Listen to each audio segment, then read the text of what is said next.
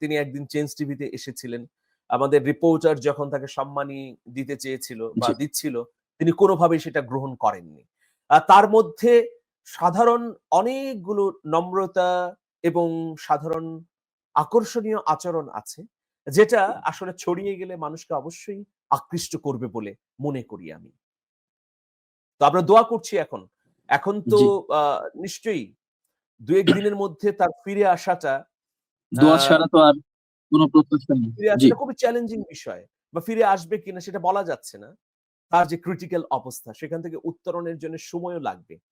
তবে ডাকসুর সাবেক ভিপি নুরুল হক নূর ভয়াবহভাবে আহত হবার পর যেভাবে আবার ফিরে এলেন, প্রত্যাশা করছি এবং প্রতিনিয়ত দোয়া করছি যে শরীফ ওসমান হাদী আল্লাহর রহমতে আবারও ফিরে আসবেন এবং প্রচারণা চালিয়ে তিনি মানুষের মাঝে জাগরণ তৈরি করতে পারবেন। প্রচারণা শুরু করেছেন, তাদেরকে নিরাপত্তা দেওয়ার দায়িত্ব তো এই রাষ্ট্রের, নির্বাচন কমিশনের।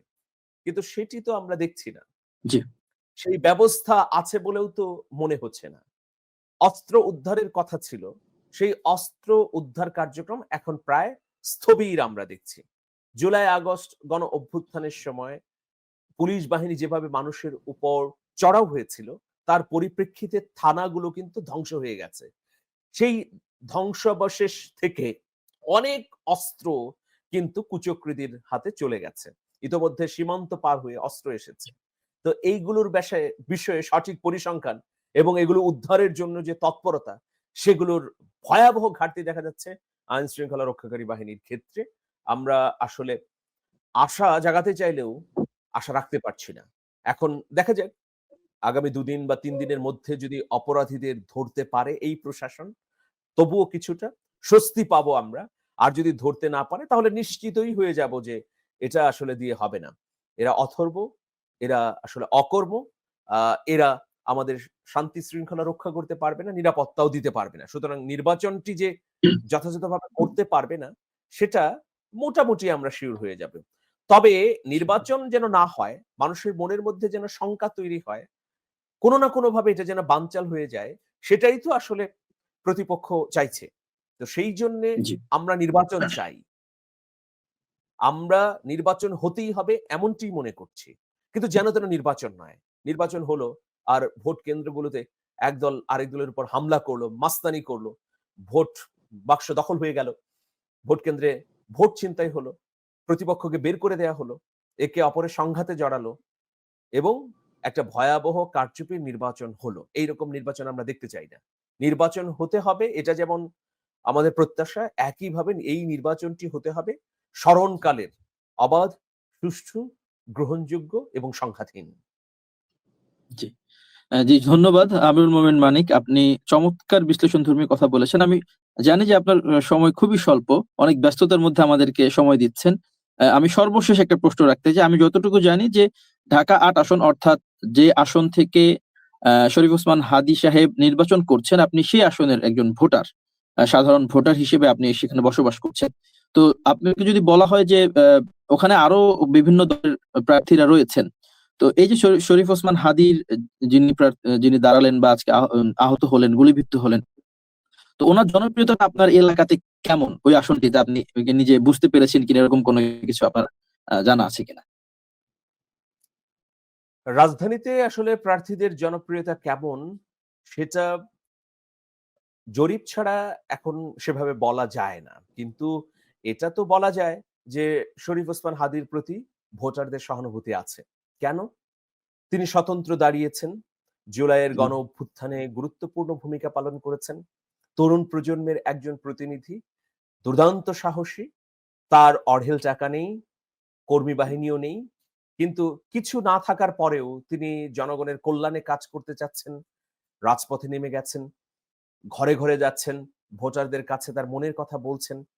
ফলে আমরা কি দেখতে পাচ্ছি যে তাকে ভোটাররা বা নগরবাসী বিভিন্নভাবে সাহায্য সহযোগিতা করছে। তার পকেটে টাকা গুঁজে দিচ্ছে। রাস্তায় জি, গেলে নিম্নবিত্ত মানুষ তাকে উপহার দিচ্ছে। এইসব দৃশ্যাবলী দেখে এটা তো ঠাহর করা যায় যে শরীফ ওসমান হাদী মানুষের মনের মধ্যে একটা আশা তৈরি করতে পেরেছেন বা স্ফুরণ জাগিয়েছেন। আমি সকাল বেলাতেই শরীফ ওসমান হাদীর একটা ভিডিও দেখলাম। সেই ভিডিওতে তিনি ব্যাখ্যা দিচ্ছিলেন যে কত টাকা পেয়েছেন গত ১০ দিনে, কিভাবে ব্যয় হয়েছে। তো প্রার্থীরা তো এই ধরনের বিবরণ কখনোই দেন না। সেক্ষেত্রে অবশ্যই ব্যতিক্রম শরীফ ওসমান হাদী। শরীফ ওসমান হাদী এখান থেকে জিততে পারবেন না পারবেন না, এটা সময়ের ব্যাপার। মানে নির্বাচন যখন হবে তখন আসলে স্পষ্ট হবে। কিন্তু তার বিভিন্ন তৎপরতা যে মানুষের মনের মধ্যে নতুন আশা তৈরি করেছে এবং ব্যতিক্রমী, এটা তো নিঃসন্দেহেই বলা যায়। এই ধরনের তরুণরা যদি দেশ গড়ার কাজে সুযোগ পায়, তাহলে আশা করা যায় ভালো কিছু হতে পারে। এখানে বিএনপির ডাকসাইটে নেতা মির্জা আব্বাস রয়েছেন। এখানে জামাতের পক্ষ থেকে ডক্টর হেলাল উদ্দিন প্রতিদ্বন্দ্বিতা করছেন। আরো স্বতন্ত্র প্রার্থীরা আছেন। এর মধ্যে শরীফ ওসমান হাদী যদি তার এই প্রচারণাটি ধরে রাখতে পারতেন ফেব্রুয়ারি পর্যন্ত, তাহলে নিশ্চয়ই একটা জি, বড় চ্যালেঞ্জ তৈরি করতেন অন্য প্রার্থীদের জন্যে। শক্ত প্রতিদ্বন্দ্বিতা গড়ে তুলতে পারতেন। কিন্তু দেখুন, আজকে আক্রান্ত হবার পর কবে তিনি সুস্থ হয়ে আবার মাঠে ফিরতে পারবেন, এটা একেবারে অনিশ্চিত। বলাই যাচ্ছে না। তো খুবই দুঃখজনক ঘটনা। তার মতো একটা কণ্ঠস্বর নিভে যাওয়া, মানে জুলাইয়ের একজন মুখপাত্র স্তব্ধ হয়ে যাওয়া। তিনি ইনকিলাব মঞ্চ করেছেন। আবার এই ইনকিলাব মঞ্চকে প্রাতিষ্ঠানিক রূপ দেবার জন্য তিনি অফিস নিয়েছেন। সেটাকে একটা ইনস্টিটিউটে রূপান্তর করবার জন্যে তার চেষ্টা আমার কাছে ভালো লেগেছে। তিনি একদিন চেঞ্জ টিভিতে এসেছিলেন। আমাদের রিপোর্টার যখন তাকে সম্মানী দিতে চেয়েছিল বা জি, দিচ্ছিল, তিনি কোনোভাবেই সেটা গ্রহণ করেননি।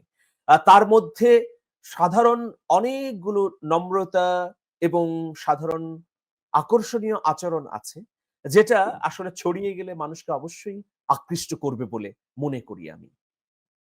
তো আমরা দোয়া করছি এখন। এখন তো জি। আ নিশ্চয়ই ২-১ দিনের মধ্যে তার ফিরে আসাটা আ দোয়া ছাড়া তো আর কোন প্রত্যাশা নেই। ফিরে জি, আসাটা খুবই চ্যালেঞ্জিং বিষয়। বা ফিরে আসবে কিনা সেটা বলা যাচ্ছে না। তার যে ক্রিটিক্যাল অবস্থা, সেখান থেকে উত্তরণের জন্য সময়ও লাগবে। তবে ডাকসুর সাবেক ভিপি নুরুল হক নূর ভয়াবহভাবে আহত হবার পর যেভাবে আবার ফিরে এলেন, প্রত্যাশা করছি এবং প্রতিনিয়ত দোয়া করছি যে শরীফ ওসমান হাদী আল্লাহর রহমতে আবারও ফিরে আসবেন এবং প্রচারণা চালিয়ে তিনি মানুষের মাঝে জাগরণ তৈরি করতে পারবেন।